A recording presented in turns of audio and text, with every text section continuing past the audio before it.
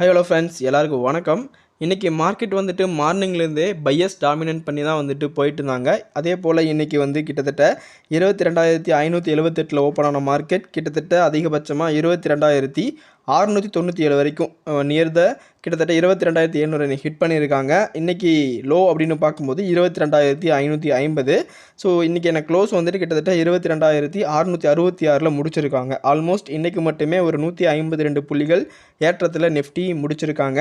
கிட்டத்தட்ட 0.68% வந்துட்டு இன்றைக்கி மேலே ஏறி இருக்காங்க. ஓகேங்களா. அடுத்ததாக பேங்க் நிஃப்டின்னு பார்க்கும்போது பெரிதளவு ஒரு ஏற்றம் அப்படிங்கிறது கிடையாது. கிட்டத்தட்ட ஒரு 88 புள்ளிகள் மேலே ஏற்றம் கொடுத்து இன்றைக்கி முடிச்சிருக்காங்க. ப்ரைவேட் பங்குகள் வந்துட்டு கிட்டத்தட்ட ஒரு நல்ல விதமான இம்ப்ரூவ்மெண்ட்டை கொடுத்துருக்காங்க. 58 புள்ளிகள் ஏற்றம். அதே வந்துட்டு பிஎஸ்யூ வங்கி பங்குகள் வந்துட்டு இன்றைக்கி இறக்கம் அப்படிங்கிறத தான் முடிச்சிருக்காங்க. இன்றைக்கும் கோல்டு வந்துட்டு நல்ல விதமான இம்ப்ரூவ்மெண்ட். இன்றைக்கி மட்டுமே கிட்டத்தட்ட ஒரு 2% வந்துட்டு இம்ப்ரூவ்மெண்ட் ஆகிருக்கு. இப்போது கோல்டு பீஸ் வந்துட்டு ₹60 அப்படிங்கிற ரேஞ்சை டச் பண்ணியிருக்கு. ஓகேங்களா. நிப்பான் இந்தியா வழங்குற கோல்டு பீஸ் ₹60 டச் பண்ணியிருக்காங்க. நம்ம இந்த பங்கை வந்துட்டு ₹40 நம்ம கன்சிடர் பண்ண சொல்லிட்டு இருக்கோம். ஸோ இப்போது கரண்ட்டாக ₹60 அப்படிங்கிற ரேஞ்சை நிஃப்டி கோல்டு பீஸ் ரீச் ஆகிருக்கு. ஓகேங்களா. அடுத்ததான் இன்றைக்கி ஐடி இண்டெக்ஸில் ஒரு வீழ்ச்சி தான் நடந்திருக்கு. கிட்டத்தட்ட 183 புள்ளிகள் இறக்கம் அப்படிங்கிறது நடந்திருக்கு. ஸோ ஆல்ரெடி நம்ம சொன்னது தான், ஐடியில் வந்துட்டு இன்னும் கரெக்ஷன் நம்ம எதிர்பார்க்கலாம். ஸோ நம்ம எக்ஸ்பெக்ட் பண்ண வேல்யூக்கு ஒவ்வொரு பங்கு வரும்போது நான் ஒவ்வொரு பங்கை பற்றியும் கிளியராக சொல்கிறேன். அப்போ நம்ம ஒவ்வொரு பங்குகளையும் வந்துட்டு திரும்பவும் அக்குமுலேட் அப்படிங்கிறத பண்ண ஸ்டார்ட் பண்ணலாம். அடுத்ததாக வந்துட்டு மிட் கேப் அண்ட் ஸ்மால் கேப்னு பார்க்கும்போது ஓரளவுக்கு ஃப்ளாட்டான கண்டிஷனில் முடிச்சிருக்காங்க. ஸ்மால் கேப்பில் 51 புள்ளிகள் ஏற்றத்தோடவும் மிட் கேப்பில் 18 புள்ளிகள் ஏற்றத்தோடையும் வந்துட்டு இன்றைக்கி க்ளோசிங் நடந்திருக்குங்க. ஸோ இதுதான் வந்துட்டு நிஃப்டியை பொறுத்தளவுக்கும் பெரிதளவுக்கு நிலவரமாக இருக்குது. அடுத்ததாக நம்ம ரெகுலராக ஃபாலோ பண்ணிட்டு இருக்க சில முக்கியமான பங்குகள் வந்த நியூஸை தான் டீட்டெயில்டாக அனலைசிஸ் பண்ண போகிறோம். அதில் நம்ம முதல்ல பார்க்க போகிறது வந்துட்டு ஒரு இவி பேட்டரிக்கான ஆப்பர்ச்சுனிட்டி தான். இப்போ எக்ஸிட் சம்மந்தமாக ஒரு முக்கியமான நியூஸ் கிடச்சிருக்குங்க. ரீசெண்ட் டைமில் இந்த பங்கை பற்றி நம்ம அதிகமாக பேசுகிறது கிடையாது. அதுக்கான ஒரு முக்கியமான காரணம் என்ன அப்படின்னு பார்த்தீங்கன்னா, அவங்க 2023 நவம்பர் அந்த ரேஞ்சில் இருந்து நல்ல ஒரு ரேலி அப்படிங்கிறத கொடுத்தாங்க. அடுத்ததாக வந்துட்டு 2024 ஸ்டார்டிங்கில் அப்புறம் வந்துட்டு இந்த பிப்ரவரி அந்த மாதத்துலேருந்து நல்லா ஒரு இறக்கம் அப்படிங்கிறத கண்டினியூவாக கொடுத்துட்டு இருந்தாங்க. ஸோ நம்ம எக்ஸ்பெக்ட் பண்ண 275 250 அந்த ரேஞ்சுக்குள்ளே திரும்பவும் ஒரு நுழைஞ்சாங்க அப்படின்னா நம்ம ஒரு சின்ன அக்குமுலேஷன் பண்ணலாம், நல்ல ஒரு ஆப்பர்ச்சுனிட்டி வந்துட்டுருக்கு அப்படின்னு தான் எதிர்பார்த்துட்டு இருந்தோம். ஆனால் இன்றைக்கி வந்திருக்க நியூஸ் வந்துட்டு நல்லாவே இந்த பங்கை ஏற்றி விட்டுருக்காங்க அப்படின்னு தான் சொல்லணும். அதாவது ஹுண்டாயும் கியாவும் வந்துட்டு இவங்களோட ஒரு ஜாயின்ட் வெஞ்சர், அதாவது பார்ட்னர்ஷிப்பில் இருக்காங்க. இதுக்கு பிறகு இவங்க உற்பத்தி செய்ய போகிற ஒவ்வொரு இவி வெஹிக்கிளோட பேட்டரிஸுமே வந்துட்டு இவங்க எக்ஸிட் இண்டஸ்ட்ரியிலேருந்து எக்யூப் பண்ண போகிறதா தான் வந்துட்டு இந்த அக்ரிமெண்ட் MOU மூலமாக வந்துட்டு சைன் ஆகிருக்கு. இது இந்த 3 கம்பெனிகளுக்குமே எனக்கு தெரிஞ்ச பெஸ்ட்டான ஆப்பர்ச்சுனிட்டி. ஸோ இந்த லோக்கலி கிடைக்கிற பேட்டரிஸ் யூஸ் பண்ணுறதுனால இவங்களுக்கு அது மூலமாக மேனுஃபேக்சரிங் காஸ்ட்டும் வந்துட்டு ஒரு சில வழிகளில் வந்துட்டு குறைவதற்கான வாய்ப்புகள் இருக்குது. ஸோ இது வந்துட்டு கண்டிப்பாக இந்த எக்ஸைட் இண்டஸ்ட்ரி பொறுத்தளவுக்கு ரொம்ப ரொம்ப பெரிய நியூஸ் தான். அதனால தான் வந்துட்டு இன்றைக்கி மட்டுமே கிட்டத்தட்ட 17% மேலே ஏற்றம் அப்படிங்கிறத கொடுத்துருக்காங்க. இன்றைக்கி க்ளோசிங்கில் கிட்டத்தட்ட 17% இருக்குது. ஆனால் ஆல்மோஸ்ட் வந்துட்டு இன்றைக்கி பங்கு அதிகபட்சமாக வந்துட்டு கிட்டத்தட்ட ஒரு 383 வரைக்குமே மேலே போயிருக்காங்க. ஓகேங்களா. ஸோ கண்டிப்பாக வந்துட்டு இந்த பங்கை பொறுத்தளவுக்கு இது பெட்டரான நியூஸ் தான். ஆனால் இந்த டைமில் இந்த பங்கை வாங்கலாமா அப்படின்னு என்கிட்ட கேட்டிங்க அப்படின்னா கண்டிப்பாக நான் வாங்க வேண்டாம் அப்படின்னு தான் சொல்லுவேன்.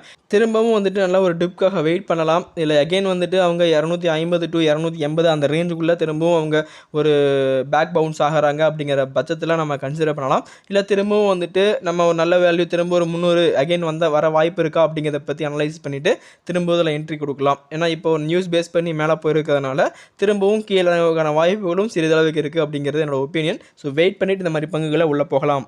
நீங்கள் நினைக்கிறீங்க அப்படிங்கிறத கமெண்ட்டில் சொல்லுங்கள். அடுத்ததாக நம்ம அலைஸ் ப்ளூ அப்படிங்கிற ஒரு புரோக்கிங் கம்பெனி பற்றி தாங்க நம்ம பார்க்க போகிறோம். One of the best broking company. முக்கியமாக தமிழ் கம்யூனிட்டி பீப்புளுக்காக வந்துட்டு இவங்க ரொம்பவும் பெஸ்ட்டான ஒரு சர்வீஸ் கொடுத்துட்ருக்காங்க. நிறையா பெரிய பெரிய புரோக்கிங் கம்பெனிஸில் ரீசெண்ட் டைமில் தமிழ் கஸ்டமர் சப்போர்ட்டை நீக்கியிருக்காங்க. இவங்க கண்டினியூவாக வந்துட்டு தமிழ் சப்போர்ட்டிங் சர்வீஸை ரொம்ப ரொம்ப ஃப்ரெண்ட்லி மேனரில் ப்ரொவைட் பண்ணிகிட்ருக்காங்க. நீங்கள் ஒரு பிகினராக இருந்தாலும் சரி, ப்ரோ ட்ரேடராக இருந்தாலும் சரி, கண்டிப்பாக இவங்ககிட்ட உங்களால் எக்ஸட்ரா ப்ராஃபிட் மேக் பண்ண முடியும். ஏன்னா நான் என்னோட எக்ஸல் ஷீட்டில் வந்துட்டு டிஃப்ரென்ஸ் ரொம்பவும் கிளியராக பார்க்க முடிஞ்சிச்சு. இதுக்கான காரணம் இவங்க ஈக்விட்டி டெலிவரிக்கும் மியூச்சுவல் ஃபண்ட் IPOக்கெல்லாம் வந்துட்டு ஃப்ரீ ஆஃப் காஸ்ட் 0 கமிஷனில் பண்ணி கொடுத்துட்ருக்காங்க. Intraday, equity, commodity, currency and future ஆப்ஷன்ஸ்க்கு வந்துட்டு இவங்க ரொம்ப ரொம்ப கம்மியான ஃபீஸ் ₹15 சார்ஜ் பண்ணுறாங்க. எனக்கு தெரிஞ்சு மற்ற மற்ற புரோக்கரிங் கம்பெனிஸ் எல்லாமே 20 ருபீஸ் சார்ஜ் பண்ணுவாங்க. வெறும் 5 ருபீஸில் பெரிய மாற்றம் என்ன வரும்னு யோசிச்சிங்க அப்படின்னா 264 ட்ரேடிங் டேஸில் நீங்கள் வெறும் 10 ஆர்டர் மட்டுமே எடுத்தாலே வருஷத்துக்கு 52,800 ரூபா நீங்கள் ப்ரோக்கரேஜ் மூலமாக செலவு பண்ணுறதா இருக்கும். நீங்கள் ஒரு அக்ரெசிவ் ட்ரேடர் அப்படின்னா இதை விடவும் அதிகமாக நீங்கள் பே பண்ணுவீங்க. ஆனால் அந்த வேல்யூ உங்களுக்கு தெரியாது. ஏன்னா இது ஒரு குமுலேட்டிவாக வரும்போது தான் நமக்கு ஒரு பெரிய அமௌண்ட்டாக தெரியும். அப்போது 15 ருபீஸ் ரெடியூஸ் ஆகும்போது உங்களுக்கு கிட்டத்தட்ட 39,600 வந்துட்டு பே பண்ணுவீங்க. மினிமம் உங்களுக்கு 13,200 ரூபாய் சேவ் பண்ண முடியும். இந்த கம்பெனி நம்ம தமிழ்நாட்டில் ஈரோட்டில் தொடங்கப்பட்ட கம்பெனி. பின்னால் வந்துட்டு இதோட ஹெட் ஆஃபீஸ் பெங்களூரில் அமைக்கப்பட்டாலும் இப்போதைக்கு தமிழ் பீப்புள்ஸ்க்கு ரொம்பவும் பெஸ்ட்டான ஒரு சர்வீஸை கொடுக்குற ஒரு நம்பர் 1 கம்பெனி அப்படின்னு சொல்லி ஆகணும். இந்த நம்பிக்கை இவங்க சம்பாரிச்சனால தான் கரண்ட்டாக இவங்க கிட்ட 5 லட்சத்துக்கும் மேற்பட்ட கிளைண்ட்டோட 400க்கும் மேற்பட்ட எம்ப்ளாயீஸ் 20க்கும் மேற்பட்ட சிட்டிஸில் கிட்டத்தட்ட 12,000 பார்ட்னர்ஸோட ரொம்பவும் சக்ஸஸ்ஃபுல்லாக ரன் பண்ணிட்டு இருக்காங்க. அலைஸ் ப்ளூல நீங்கள் அக்கௌண்ட் ஓப்பன் பண்ணணும்னு நினச்சிங்க அப்படின்னா டிஸ்கிரிப்ஷன்லையும் நம்ம கமெண்ட்ல இருக்க லிங்கை கிளிக் பண்ணிங்க அப்படின்னா இந்த பேஜ் உங்களுக்கு ஓப்பன் ஆகும். இதில் உங்கள் name, email ID, mobile number, உங்களோட ஸ்டேட் கொடுத்து ஓப்பன் அக்கௌண்ட் கொடுத்தீங்க அப்படின்னா 15 மினிட்ஸ்க்குள்ளே உங்களுக்கு அக்கௌண்ட் வந்துட்டு ஓப்பன் ஆகிடும். ரொம்ப யூஸ்ஃபுல்லாக இருக்கும். நம்ம லிங்க் மூலமாக நீங்கள் ஜாயின் பண்ணும்போது நம்மளோட ஃபியூச்சர் ப்ரோக்ராமான 0 to Hero இன்வெஸ்ட்மெண்ட் ஸ்ட்ராட்டஜியில் வந்துட்டு உங்களுக்கு ஃப்ரீ டிக்கெட் கிடைக்கான வாய்ப்புகள் இருக்குது. கண்டிப்பாக ட்ரை பண்ணிவிட்டு உங்களோட கிளைண்ட் ஐடியை எனக்கு மெசேஜ் பண்ணுங்கள் வாட்ஸ்அப்பில். தேங்க்யூ. அடுத்ததாக அதானி குரூப் சைட்லேருந்து ஒரு முக்கியமான நியூஸ் கிடச்சிருக்குங்க. அவங்க டோட்டலாக வந்துட்டு ரினியூவபிள் எனர்ஜியை பேஸ் பண்ணி 2.3 லட்சம் கோடி இன்வெஸ்ட்மெண்ட்டை வந்துட்டு செயல்படுத்த போகிறாங்க. அதில் அதானி கிரீனில் மட்டுமே கிட்டத்தட்ட 1.5 லட்சம் கோடியை வந்துட்டு இன்வெஸ்ட் பண்ணி ஒரு புதிய ப்ராஜெக்ட் வந்து ரெடி பண்ணிட்டு இருக்காங்க.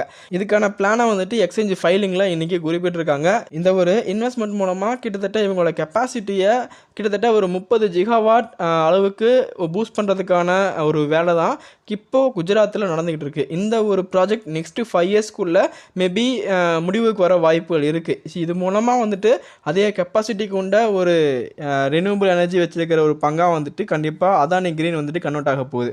ஆல்ரெடி ஒரு நியூஸ் வந்துட்டு இது ரிலேட்டடாக நம்ம ஒரு ஃபியூ டேஸ்க்கு முன்னாடி பார்த்துருந்தோம்னு நினைக்கிறேன். இன்றைக்கி பங்கு வந்துட்டு பெரிய அளவு முன்னேற்றம் எதுவும் தரலினாலும் இந்த நியூஸ் வந்துட்டு அதானி கிரீன் பொறுத்தளவுக்கு ஒரு பெட்டரான நியூஸ் தான்.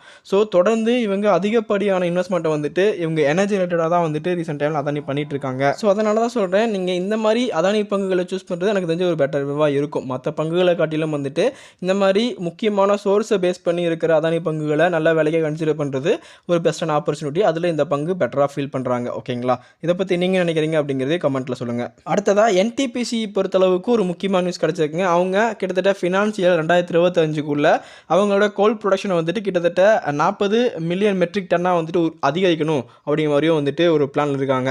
இவங்க இந்த அளவுக்கு ரீச் ஆகணும் அப்படின்னா சிக்னிஃபிகண்ட்டாக வந்துட்டு ஒவ்வொரு இயரும் 17% இயர் ஆன் இயர் க்ரோத் இருந்துச்சுன்னா அது ரீச் ஆக முடியும். அதுக்கான வாய்ப்பு இருக்குது அப்படின்னா கண்டிப்பாக இருக்குங்க. அதோட அதுக்கான தேவையும் இப்போதைக்கு அதிகமாக இருக்கிறதுனால இந்த மாதிரி ஜெயின்ட் கம்பெனிகள் இவங்க நினச்ச பிளானை எக்ஸிக்யூட் பண்ணுறதுக்கான எல்லா வழிகளையும் இவங்க செயல்படுவாங்க. ஸோ அப்போ வந்துட்டு இந்த பங்கோட வளர்ச்சியும் அதுக்கு தகுந்த மாதிரி இருக்கும். ரீசெண்ட் டைமில் வந்துட்டு இந்த பங்கு நல்ல ஒரு பிரேக் அவுட்டையும் கொடுத்துருக்காங்க. ஆல்ரெடி நம்ம வந்துட்டு 312 ரூபாவில் அதை வாங்கலாமா அப்படின்னு பேசிகிட்டு இருந்தோம். இருந்தாலும் வந்துட்டு எலெக்ஷனுக்கு அப்புறம் இதை வந்துட்டு நம்ம கன்சிடர் பண்ணலாம் அப்படிங்கிற ஒரு யதார்த்தத்தில் விட்டுட்டோம். ஆனால் இப்போ வந்துட்டு நல்ல ஒரு பிரேக் அவுட், ஒரு பெரிய கேண்டில் மூலமாக வந்துட்டு இந்த அவங்களோட பழைய ஹையான கிட்டத்தட்ட 357 இன்றைக்கி பிரேக் அவுட் பண்ணியிருக்காங்க. ஸோ மேலே சஸ்டெயினும் ஆகியிருக்காங்க. ஸோ இங்கேருந்து வந்துட்டு அவங்க மேலே போகிறதுக்கும் வாய்ப்பு இருக்குது. திரும்பவும் வந்துட்டு ஒரு டவுன் ட்ரெண்டை ஃபாலோ பண்ணுறதுக்கும் வாய்ப்பு இருக்குது. என்னதான் அவங்க ரியாக்ட் பண்ணுறாங்க அப்படிங்கிறத பொறுத்து வந்து பார்க்கலாம். ஓகேங்களா? ஸோ ஆல்ரெடி வந்துட்டு ஒரு 1 டேக்கு முன்னாடி இதே மாதிரி மேலே போனாங்க. திரும்பவும் வந்துட்டு நெக்ஸ்ட் டே கீழே இறங்கக்கான வாய்ப்புகளும் இந்த பங்கில் கிடச்சிச்சு. திரும்ப இவங்க கீழே போவாங்களா, இந்த ட்ரெண்ட் அப்படியே கண்டினியூ பண்ணுவாங்களா அப்படிங்கிறத நம்ம ஃபியூச்சரில் பார்க்கலாம். ஆனால் நம்ம நினச்ச மாதிரி வந்துட்டு ஆஃப்டர் எலெக்ஷன் நல்ல ஒரு வேல்யூவில் இந்த ஸ்டாக்கை பை பண்ண ட்ரை பண்ணலாம். ஓகேங்களா? அடுத்ததாக உங்ககிட்ட எஸ்பிஐ கார்டை பற்றி நான் டிஸ்கஸ் பண்ணி ஆகணும். நான் ரொம்ப நாளாக வந்துட்டு இந்த பங்கை பற்றி உங்கள்கிட்ட டிஸ்கஸ் பண்ணிகிட்டு இருக்கேன்.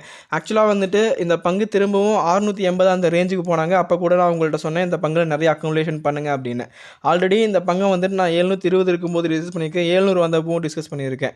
ஸோ இதெல்லாமே வந்துட்டு இந்த பங்கு மேலே இருக்கிற ஒரு பாசிட்டிவ் ரெஸ்பான்ஸ் தான். எனக்கு தெரிஞ்சு இந்த பங்கு திரும்பவும் 800 அந்த லெவலில் ரீச் ஆகிறதுக்கு வாய்ப்புகள் ரொம்ப அதிகமாக இருக்குங்க. கண்டிப்பாக அந்த லெவலில் ரீச் பண்ணுவாங்க. ஓகேங்களா? ஸோ நீங்கள் இன்னும் இந்த பங்கு நீங்கள் அக்குமுலேட் பண்ணாமல் இருந்தீங்கன்னா அந்த பங்கு அக்குமுலேட் பண்ணுறது ரொம்ப பெஸ்ட்டான விஷயம். இப்போ நல்ல ஒரு சப்போர்ட் பொசிஷன்லையும் இந்த பங்கு இருக்காங்க. ஆல்மோஸ்ட் 723 அப்படிங்கிற ரேஞ்சில் இப்போ இருக்காங்க. இதுவும் வந்து நல்ல ஒரு சப்போர்ட் தான். அதுக்கப்புறம் வந்துட்டு 743 ஒரு சப்போர்ட் இருக்குது. ஸோ நல்ல ஒரு ஸ்ட்ராங்கான சப்போர்ட் பாயிண்ட் கேட்டதாக இருக்காங்க. அதனால் எந்த ஒரு இறக்கமும் அதிகபட்சமாக வர வாய்ப்புகள் ரொம்ப குறைவு. அதோட ரீசெண்ட் டைமில் பிஎஸ்யூ வங்கி பங்குகளோட பர்ஃபார்மன்ஸ் ரொம்ப நல்லா பண்ணிட்டு இருக்கிறதுனால மேபி எஸ்பிஐ கார்ட்ஸ்க்கும் வந்துட்டு இது பாசிட்டிவ் அப்ரோச் அமைய வாய்ப்புகள் அதிகமாக இருக்குது. இந்த மாதிரி பங்குகளை கன்சிடர் பண்ணுங்கள் அப்படிங்கிறது ரொம்ப ரொம்ப ஒரு பெட்டரான ஆப்பர்ச்சுனிட்டி. இந்த டைமை மிஸ் பண்ணிடாதீங்க. நீங்களும் அனலைஸ் பண்ணிவிட்டு இன்வெஸ்ட் பண்ண ட்ரை பண்ணுங்கள். ஓகேங்களா? இப்போது ரீசெண்டாக நம்ம அதிகமாக பேசிகிட்டு இருக்கிறது பவர் செக்டாரை பற்றி, ரியாலிட்டி செக்டாரை பற்றி நம்ம பேசிகிட்டு இருக்கோம். அதே சமயத்தில் வந்துட்டு இப்போது நம்ம கூடவே ரெகுலராக ஒவ்வொரு பீரியட்லேயும் வளர்ந்துட்டுருக்க ஃபார்மாட்டிகளில் பற்றி நம்ம மறந்துடுறோம். ஆனால் இந்த மார்ச்சில் மட்டுமே கிட்டத்தட்ட 9.5% அளவுக்கு வந்துட்டு ஃபார்மாட்டிக்கல் இண்டஸ்ட்ரி வந்துட்டு க்ரோத் ஆகிருக்கு. ஸோ இதை கம்பேர் பண்ணும்போது நம்ம ஆல்ரெடி நிறையா ஃபார்மாட்டிக்கல் பங்குகளை வந்துட்டு கன்சிடர் பண்ணியிருக்கோம். ஸ்பெசிஃபிக்காக அதுக்குன்னே சில சீரியஸ் ஸ்டார்ட் பண்ணி கிட்டத்தட்ட 10 பங்குகளுக்கு மேலே நம்ம ஃபார்மாட்டிக்கல் பங்குகளை நம்ம கன்சிடர் பண்ணியிருக்கோம். நீங்கள் பழைய வீடியோவை தேடி பார்த்தீங்கன்னா அந்த பங்குகள் வந்துட்டு இப்போதைக்கு நல்ல பொசிஷன்லும் இருக்காங்க. ஆல்மோஸ்ட் வந்துட்டு நீங்கள் அந்த பங்குகளை இன்வெஸ்ட் பண்ணியிருந்தாலே ஓவராலாகவே வந்துட்டு இந்த ஒரு ஃபார்மாட்டிக்கல் கவர் பண்ணியிருக்கலாம் மேக்ஸிமம். ஓகேங்களா? அதனால் மேபி அந்த வீடியோவை தேடி பாருங்கள். இல்லை திரும்பவும் ஒரு கிளியரான ஒரு வீடியோ வந்து ரெடி பண்ண ட்ரை பண்ணுறேன். மேபி அது கொஞ்சம் டைம் எடுக்கவும் வாய்ப்புகள் இருக்குது. ஓகேங்களா? ஸோ அதனால் நீங்கள் அடுத்ததாக வந்துட்டு ஃபோக்கஸ் பண்ண வேண்டியது பவர் செக்டாருக்கு அடுத்ததாக வந்துட்டு இவி செக்டாருக்கு அடுத்ததாக வந்துட்டு ஃபோக்கஸ் பண்ண வேண்டியது வந்துட்டு ஹெல்த் கேர் செக்டர். அதில் இந்த ஃபார்மாட்டிக்கல் ஆகிற பங்குகளையும் வந்துட்டு நீங்கள் ஃபோக்கஸ் பண்ணுறது எனக்கு தெரிஞ்ச ஒரு பெட்டரான ஆப்பர்ச்சுனிட்டி. இது நீங்கள் மிஸ் பண்ணிடாதீங்க. சரிங்களா? ஓகே ஃப்ரெண்ட்ஸ், ஆல்மோஸ்ட் வந்துட்டு இன்றைக்கி என்னென்ன விஷயங்கள்லாம் உங்கள்கிட்ட பேசணும்னு நினச்சோன்னா எல்லாத்தையுமே கிளியராக எக்ஸ்பிளைன் பண்ணிட்டு நம்புறேன். இந்த வீடியோ கண்டிப்பாக உங்களோட போர்ட்ஃபோலியோ இம்ப்ரூவ் பண்ணுறதுக்கு ஏதாச்சும் ஒரு விதத்தில் ஹெல்ப்ஃபுல்லாக இருக்கும் நம்பிக்கை எனக்கு இருக்குது. இந்த வீடியோ உங்களுக்கு பிடிச்சிருந்தா லைக் பண்ணிக்கோங்க. மீண்டும் இன்ட்ரெஸ்டிங்கான வீடியோவில் பேசலாம், டிஸ்கஸ் பண்ணலாம். இதை பற்றி நீங்கள் நினைக்கிறீங்க அப்படிங்கிறதே கமெண்ட்டில் சொல்லுங்கள். தேங்க்ஸ் ஃபார் வாட்சிங் ஃப்ரெண்ட்ஸ்.